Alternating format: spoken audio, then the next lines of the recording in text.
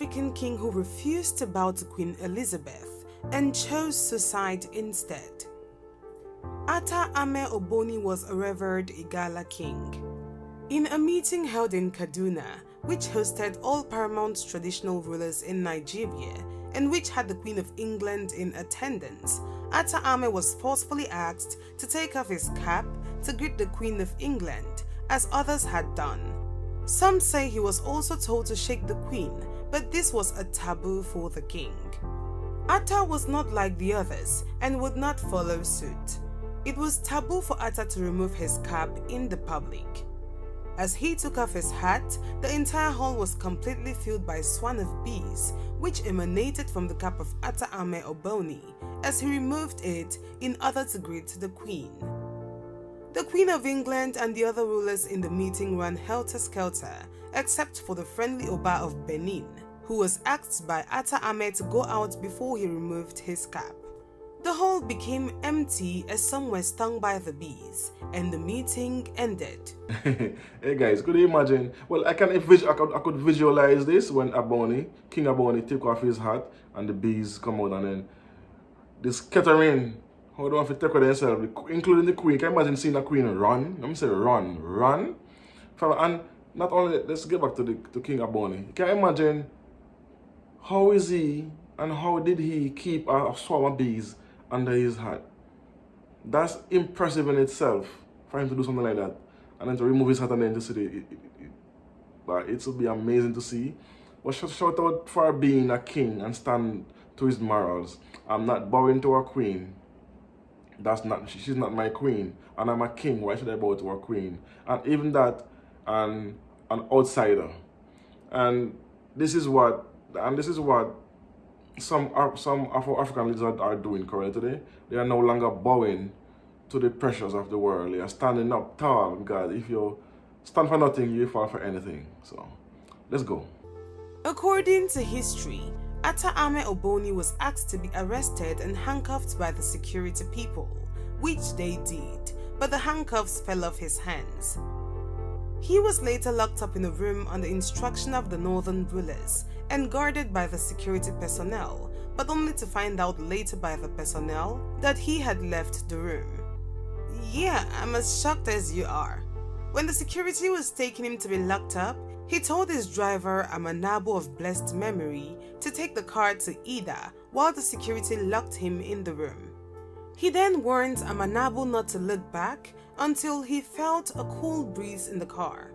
Though Amanabo argued a little, not wanting to leave Ata there, he later obeyed and started driving back to Ida from Kaduna.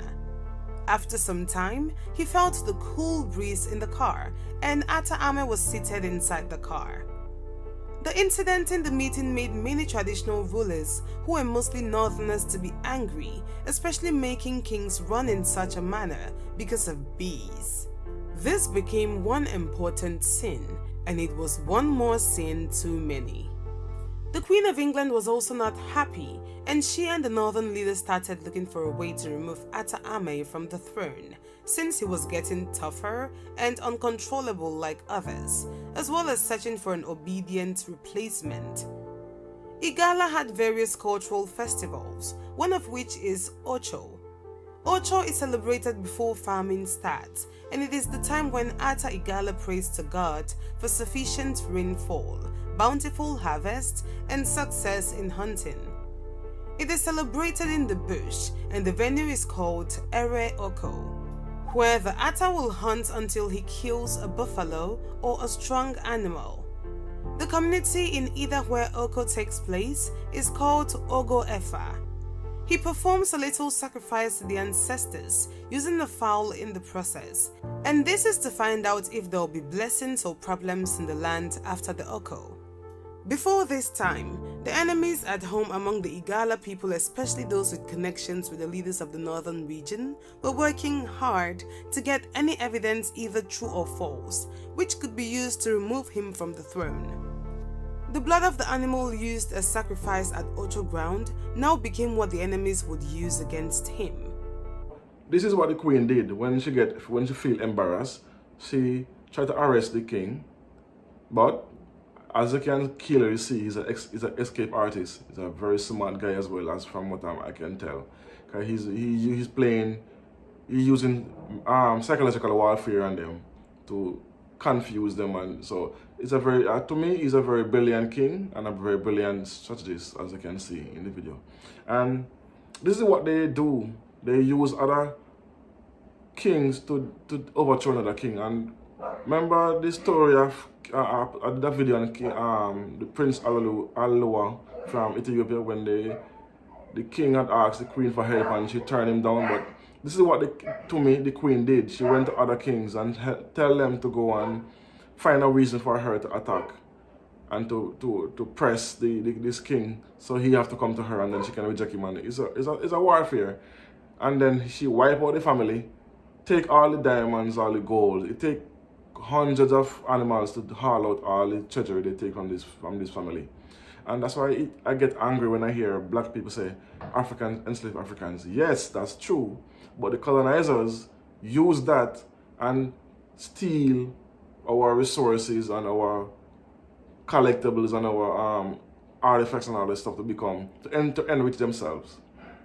So black people stop talking about enslaved Africans. Yes, it's true, but there's way more go into it than that. It's not just that. So let's continue the video. Boom.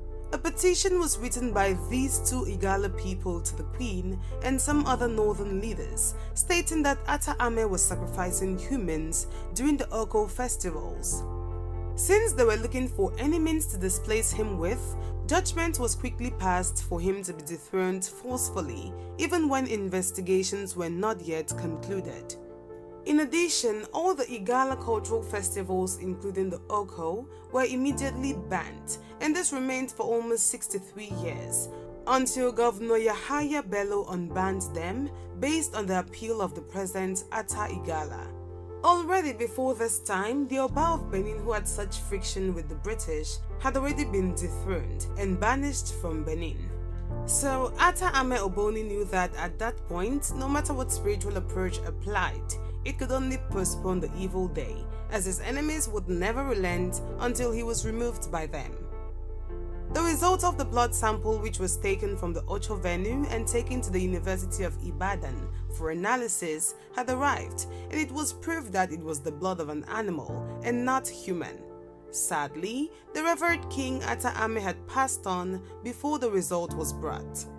But Atta Ame, being very sure that he was wrongly accused and framed up by his enemies, especially those from Igala who wrote the petition against him, marking the beginning of his planned dethronement, made some pronouncements before his death.